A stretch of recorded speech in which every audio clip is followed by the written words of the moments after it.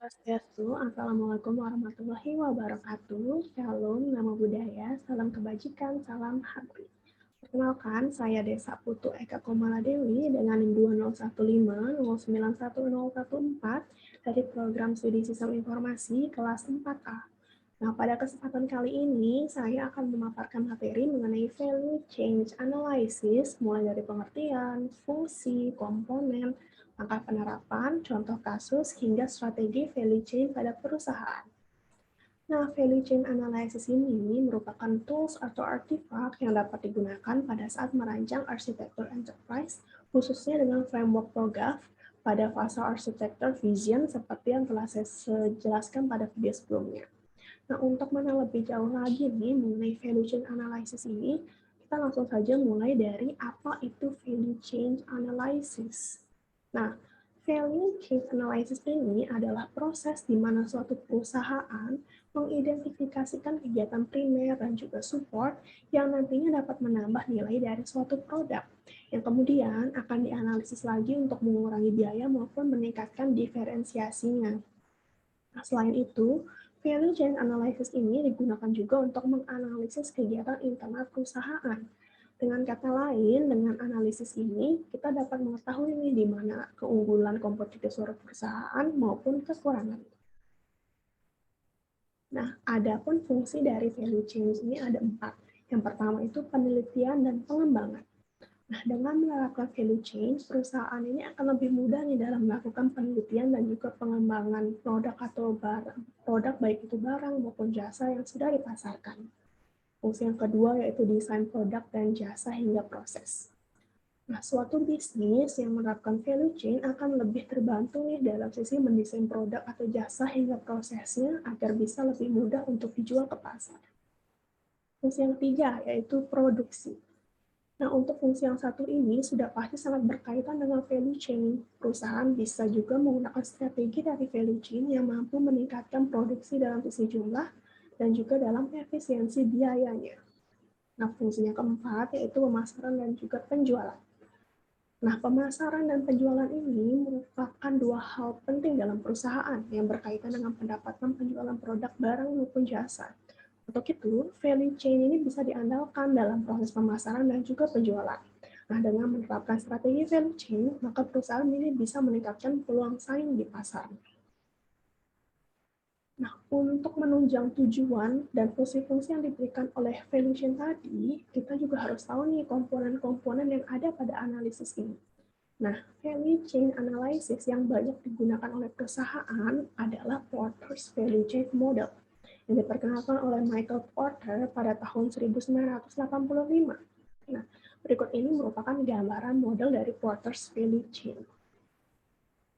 Nah, Porter's Value Chain ini berfokus pada sistem dan bagaimana nih input diubah menjadi output yang akan dibeli oleh konsumen. Menggunakan sudut pandang ini, Porter menggambarkan rantai kegiatan umum untuk semua bisnis, dan ia membagi mereka ke dalam kegiatan primer dan juga support. Nah, primer activities atau kegiatan utama ini berhubungan langsung dengan penciptaan fisik, penjualan, pemeliharaan, dan dukungan dari suatu produk maupun jasa. Sedangkan support activities atau kegiatan pendukung inilah yang akan mendukung dari kegiatan primer tadi. Nah, untuk lebih jelasnya lagi, kita akan lihat satu persatu bagiannya mulai dari primary activities.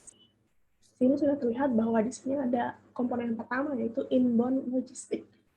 Nah, di sini semua proses yang terkait dengan menerima, menyimpan, dan mendistribusikan input internal.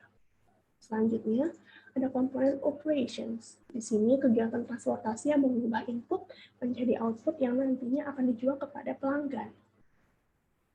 Selanjutnya ada outbound logistics. Nah, di sini kegiatan ini memberikan produk atau layanan kepada pelanggan. Selanjutnya ada marketing and sales. Dan di sini adalah proses yang digunakan untuk membujuk pelanggan untuk membeli produk yang akan dijual nantinya. Selanjutnya itu ada service, yaitu kegiatan yang berkaitan dengan mempertahankan nilai dari produk atau layanan kepada pelanggan setelah mereka membeli produk tersebut.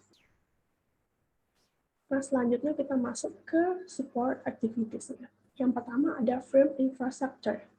ini merupakan sistem dukungan perusahaan dan fungsi-fungsi yang memungkinkan untuk mempertahankan operasi sehari-hari, seperti akuntansi, hukum, administrasi, dan manajemen. Selanjutnya ada Human Resource Management. Nah, di sini dilihat seberapa baik sebuah perusahaan itu merekrut, melatih, memotivasi, memberi penghargaan, dan mempertahankan para pekerjanya. Selanjutnya ada komponen Technological Development. Nah, kegiatan ini berhubungan dengan pengelolaan dan pengolahan informasi, serta melindungi basis pengetahuan dari perusahaan itu sendiri. Selanjutnya ada procurement. Nah, di sini kegiatan organisasi untuk mendapatkan sumber daya yang dibutuhkan untuk beroperasi. Nah, pada ujung model tersebut ada yang namanya margin atau keunggulan atau kita sebut sebagai keuntungan perusahaan. Nah, bagi keunggulan competitive cost leadership, hal ini didapat dari minimalisir biaya. Nah, semakin besar biaya yang dihemat, maka semakin besar juga margin yang akan didapat. Sedangkan bagi keunggulan diferensiasi, margin ini didapat dari nilai yang dijual kepada pembeli. Semakin tinggi nilai dari suatu barang, maka perusahaan bisa menjual barang tersebut dengan harga tinggi. Nah, untuk menerapkan value chain analysis ini ke perusahaan, ada beberapa langkah yang dapat diikuti. Nah, untuk contohnya saya mengambil contoh yang ada di internet, yaitu toko furniture. Nah, langkah yang pertama yang bisa kita ikuti yaitu tetapkan prosedur yang diperlukan untuk setiap aktivitas utama. Nah, di sini kita mulailah dengan mengidentifikasi prosedur yang diperlukan untuk setiap aktivitas utama. Misalnya, pembuat furniture akan mencantumkan proses mereka untuk mendapatkan bahan mereka di bawah logistik masuk dan proses pengiriman mereka di bawah logistik keluar. Nah, lakukan ini untuk masing-masing 5 kategori seperti logistik masuk, operasi, logistik keluar, pemasaran dan penjualan, serta layanan. Langkah yang kedua yaitu identifikasi prosedur yang diperlukan untuk setiap aktivitas pendukung. Nah, terapkan semua proses yang diperlukan untuk aktivitas pendukung yang berlaku ini masuk misalnya aktivitas utama. Misalnya, pembuat furniture ini akan mencantumkan di bawah subkategori infrastruktur dari perusahaan bagaimana prosedur departemen akuntansi perusahaan mendukung logistik masuk, operasi, logistik keluar, dan sebagainya tadi. Nah, lakukanlah semua ini untuk aktivitas pendukung dan infrastruktur dari perusahaan, manajemen sumber daya manusia, pengembangan teknologi, dan pengadaan. Nah, langkah yang ketiga yaitu analisis setiap proses untuk kemungkinan perbaikan. Nah, setelah perusahaan ini menetapkan setiap proses dalam value chain, analisis masing-masing untuk kemungkinan peningkatannya. Lihat di mana perusahaan dapat merampingkan proses, membuang langkah-langkah yang tidak perlu, atau merestrukturisasi komunikasi untuk meningkatkan efisiensi dan nilai produksi. Nah, lakukan ini untuk setiap proses. Nah, langkah yang keempat yaitu temukan solusi yang produktif. Nah, setelah perusahaan ini mengidentifikasi area untuk perbaikan, temukan solusi realistis yang dapat perusahaan ini terapkan pada proses tersebut. Nah, pilih beberapa area yang ditangani dengan solusi konkret dan siapkan juga sistem pelacakan untuk membandingkan metrik setelah penerapannya. Nah, langkah yang kelima yaitu terapkan temuan. Nah, langkah yang kelima ini yaitu terapkan solusi yang telah dipilih untuk proses perusahaan. Lacak metrik terkait untuk melihat bagaimana nih penyesuaian perusahaan meningkatkan nilai produk atau value chain perusahaan secara keseluruhannya. Nah, berikut merupakan contoh penerapan apabila dibuatkan dengan model Porter's value chain. Nah, itu tadi langkah serta contoh penerapan dari value chain analysis. Selanjutnya adalah strategi dalam value chain yang dapat digunakan pada perusahaan. Strategi yang pertama, yaitu strategi keunggulan bersaing. Nah, strategi keunggulan bersaing ini adalah suatu kemampuan pada perusahaan yang dalam mendapatkan keuntungan ekonomis yang terhadap laba yang bisa diperoleh dari kompetitor di pasar dengan industri yang sama. Nah, langkah yang kedua yaitu strategi keunggulan biaya. Nah, harga jual, biaya, dan lainnya ini akan menjadi pertimbangan nih pada setiap perusahaan yang ingin menjual suatu barang maupun jasa. Dari segi konsumen, keunggulan biaya ini bisa dilihat dari sisi harga jual yang lebih murah untuk suatu barang yang nilainya sama. Nah, strategi yang ketiga yaitu strategi diferensiasi.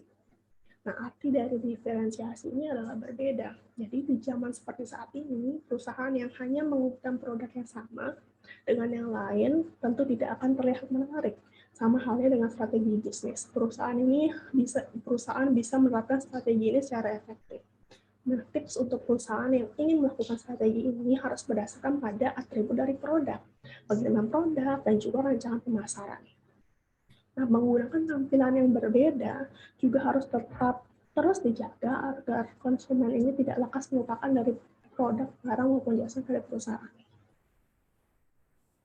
Nah, sekian dari materi yang bisa saya sampaikan terkait dengan value chain analysis. Nah, berikut merupakan referensi yang saya gunakan pada materi tadi. Nah, mohon maaf apabila saya ada salah kata dan salah ucap. Akhir kata saya ucapkan terima kasih. Santai-santai Om. Assalamualaikum warahmatullahi wabarakatuh. Shalom, nama budaya, salam kebajikan, salam harmoni.